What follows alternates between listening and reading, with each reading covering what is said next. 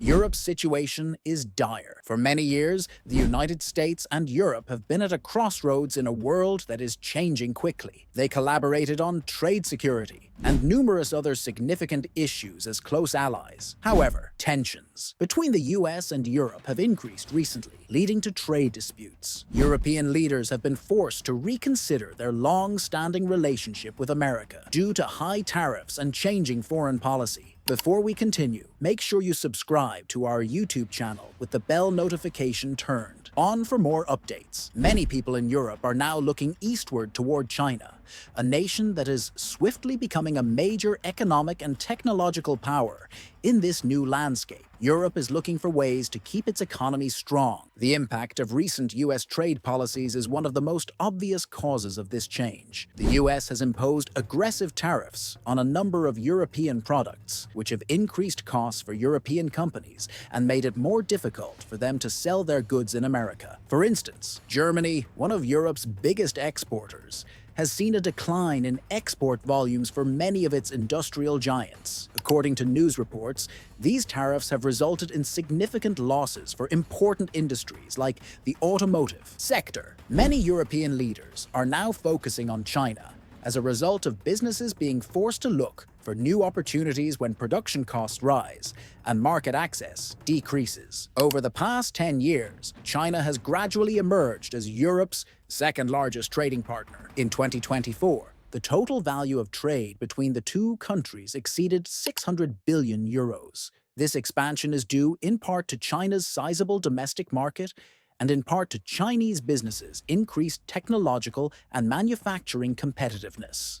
The Chinese government has made large investments in high-tech sectors like digital infrastructure, artificial intelligence, and renewable energy. These investments have produced a robust technological foundation that, for instance, European nations now find highly appealing. China has already achieved remarkable results from its ambitious new generation artificial intelligence development plan, which aims to position the nation as the global leader in AI by 2030. In the past, Europe and the US shared many values, such as democracy, freedom, and respect for human rights. Today, the move towards China is about strategy as much as economics. Their alliance was strong because of this common ground. But under President Trump, many Europeans have started to believe that the US is acting more in its own best interests than in accordance with their shared values. For instance, the US adopted a very hardline stance on trade, imposing tariffs that hurt European industries. Although China is renowned for its strict political system and government censorship, this unilateral approach has left many Europeans feeling that their traditional ally is not always looking out for their interests. At the same time, China offers not only economic opportunities, but also a different model of state-supported innovation. Europe now has hope that working with China may bring new ideas and investments that could aid in the reconstruction of its industries, because its leaders have been very successful in converting state funds into actual technological advancement. These discussions are rife on social media, with numerous European business leaders and policy experts sharing their opinions on Twitter and LinkedIn. Hashtags like Europe Pivot and New Trade Routes indicate that many people think Europe should broaden its partnerships and include influential voices in the European business community. Governments are being urged by the community to look into new partnerships that include China, rather than depending only on the US. They contend that in the multipolar world of today, it is critical for Europe to have multiple powerful partners. Some posts even suggested that Europe's economic future might be more secure if it establishes a network of trade relations with nations in Asia, Africa, and Latin America, in addition to its long-standing allies. However, the idea of getting closer to China is not without its difficulties. One main issue is how Europe can strike a balance between its commitment to core values and its economic needs. Many Europeans are concerned that a closer relationship with China may result in compromises on the principles that the European Union has long upheld: democracy, human rights, and the rule of law. China's government operates under a completely different system that is predicated on stringent information control and extensive government intervention. For instance, Chinese technology companies must abide by stringent censorship regulations. and delicate subjects like the Tiananmen Square massacre are prohibited from being openly discussed in Chinese media or by Chinese artificial intelligence systems. Europe is now wondering if strengthening economic ties with China will force it to overlook these distinctions or, worse, erode its own democratic norms. These conundrums are exemplified by the automotive sector. For a considerable portion of their operations, European automakers have historically depended on stable trade relations with the US. However, as a result of US tariffs driving up production costs, these businesses are under pressure.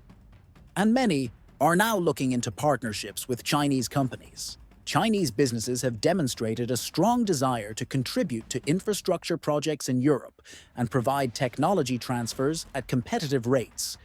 Some European automakers are even thinking about forming joint ventures to create next-generation cars that are both technologically sophisticated and economically viable. These partnerships could assist European manufacturers in modernizing their production processes and cutting costs, but they also raise concerns about losing control over important supply chain components and growing overly reliant on Chinese technology outside of the automotive industry. Europe's approach to new technologies also reflects its shift towards China.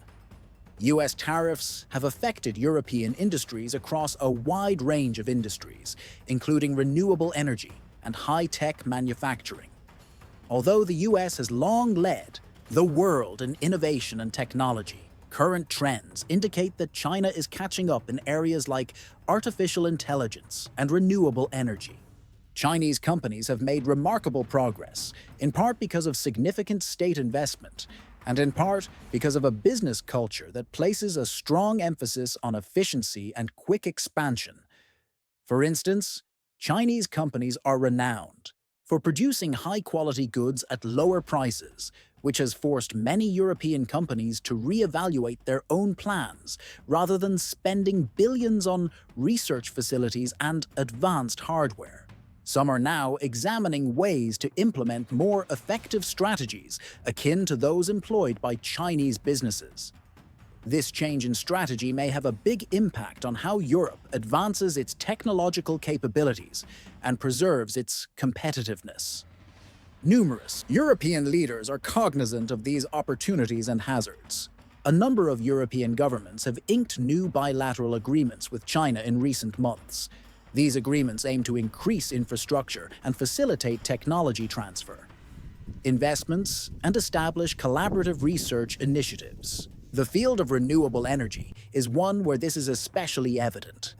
Like most of the world, Europe is feeling pressured to invest in sustainable energy sources and abandon fossil fuels.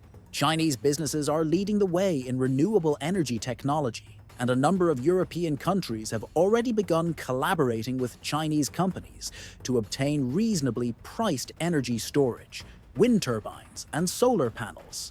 These collaborations help diversify Europe's energy supply, lowering the region's susceptibility to disruptions in established energy markets while simultaneously lowering energy costs and achieving environmental goals. While some lawmakers contend that the long-term advantages of Chinese technology transfer and investment outweigh the risks, others caution that an excessive reliance on Chinese capital may have conditions attached, possibly requiring Europe to make concessions on matters like human rights, data privacy, and intellectual property rights.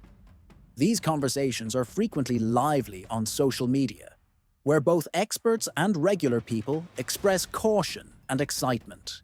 Some tweets have emphasized the need for a well-rounded strategy that protects European values, while also taking into consideration the useful advantages of Chinese technology. One doable recommendation put forth by numerous European experts is that Europe implement a hedging strategy, which would entail diversifying its economic holdings rather than depending solely on China or the United States. While preserving the traditional transatlantic relationship with the US, Europe would establish a network of varied partnerships, which could include closer ties with developing markets in Asia, Africa, and Latin America. However, the shift toward China also presents issues with security and technological independence. For many years, the US has been a significant supplier of cutting-edge technology and innovation to Europe, especially in fields like cybersecurity. Any major departure from the US in the fields of computing and aerospace could leave Europe vulnerable if it does not advance its own technological capabilities. The upcoming years will be crucial for Europe as it negotiates this challenging environment. European policymakers need to develop fresh approaches that consider the shifting nature of international trade and technological advancements.